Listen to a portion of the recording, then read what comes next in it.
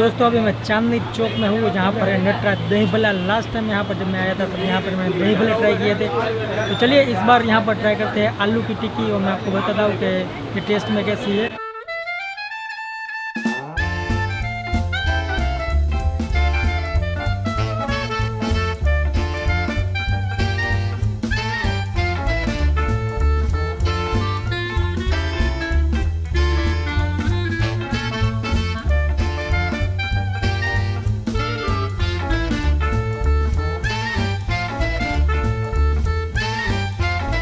जैसा कि आप देख सकते हैं मेरी आलू की टिक्की आ चुकी है, जो दो चटनियों के साथ सर्व की जाती है।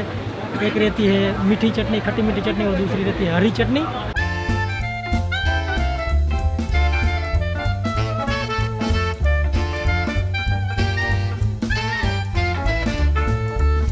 गर्मा गर्म टिक्की जो खट्टी मीठी चटनी और हरी तिक्की चटनी के साथ वाकई में बहुत ही बढ़िया लगती है, और इसका स्टफिंग भी वाकई में लाजवाब है। और जो इसका फ्राई का तरीका है वो वाकई में बेहतरीन है।